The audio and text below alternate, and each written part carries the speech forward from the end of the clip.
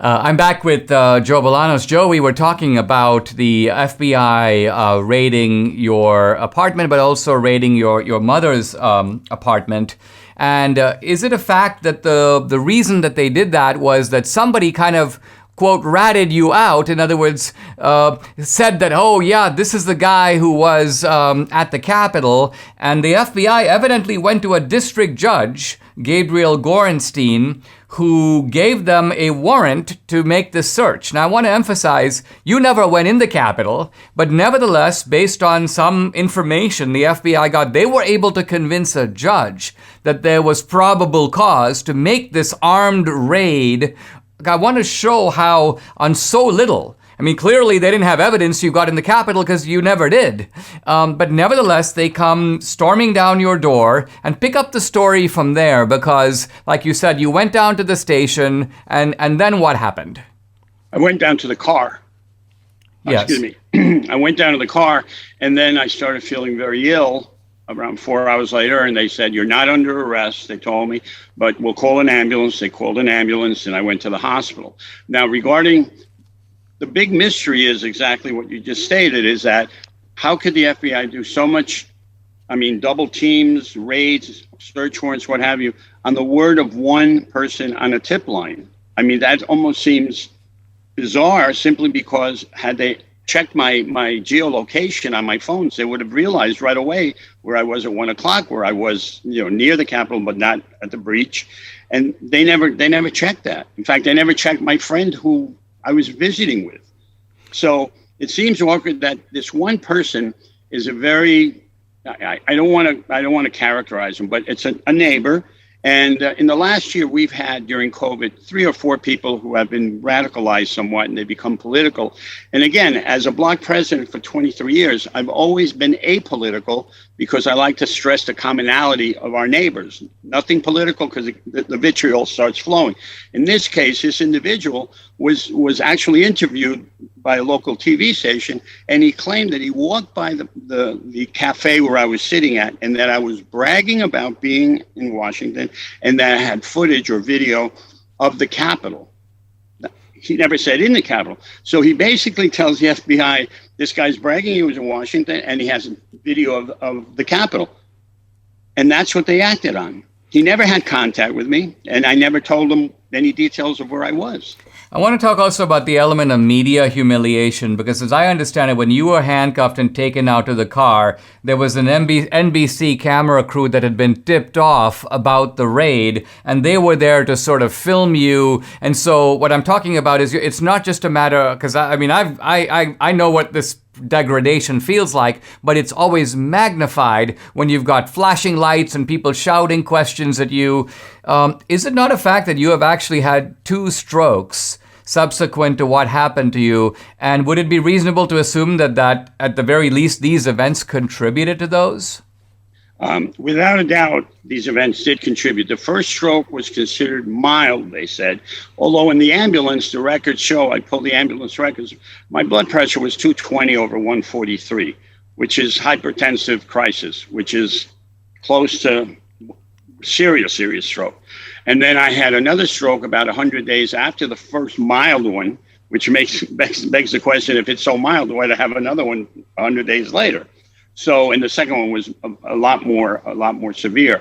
Now, regarding NBC, there's an interesting fact here, because often you hear the FBI, when someone comments or questions them about an investigation, they go, we can't comment because it's an ongoing investigation. Now, the guy who did the NBC story is a guy named Jonathan Dienst. His partner, at NBC, is the former spokesman for the FBI. So how does this guy coincidentally have a cameraman show up? There weren't flashing lights or anything. There was just one cameraman, but that kind of tripped me off. So you have NBC with the former FBI spokesman, with the FBI doing a raid. I mean, common sense says that there's a linkage there somehow because it's not a coincidence. Not only that, but they reported that same day, that evening, that I was going to face charges in a matter of days once the FBI checked my electronics. It's been 4 months. I've never been charged or arrested. So there's one story. And on May 11th, they said also that in the tri-state area, many people had been arrested from the Capitol riots, including an Upper West Side community leader, which was me. Now, Again, let me ask you, has the FBI returned all your devices and all your stuff, or do they still have some of it? they still have all of it. They haven't contacted me. Even though they knew that they put me in an ambulance, there's been no contact whatsoever.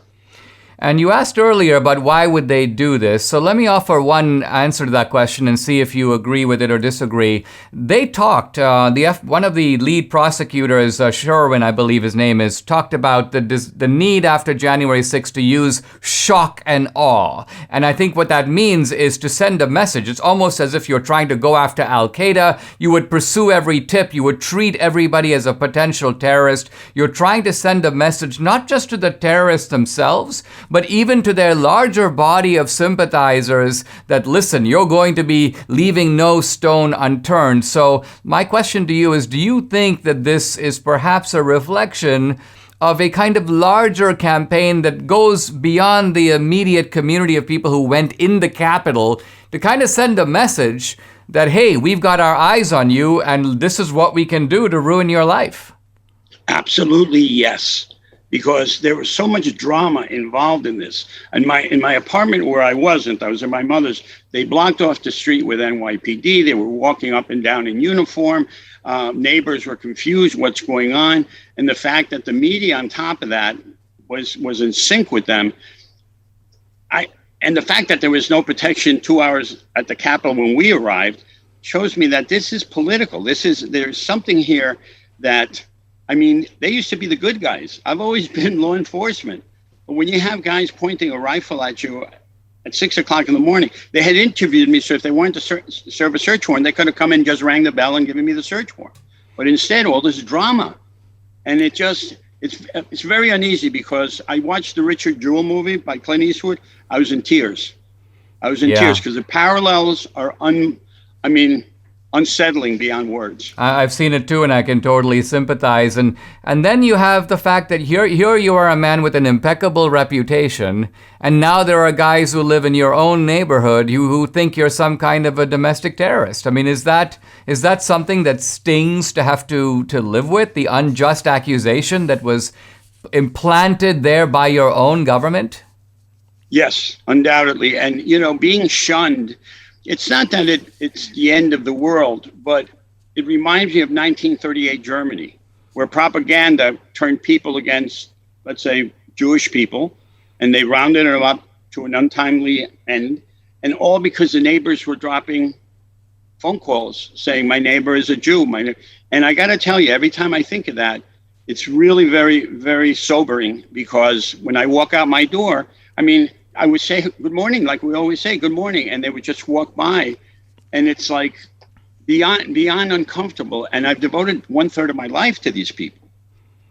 Joe, you're a brave guy and a good guy. I'm really sorry what you went through. It doesn't just make me sad, it makes me really furious. But thanks so much for sharing your story on the podcast. Thank you, Dinesh. It's been a pleasure.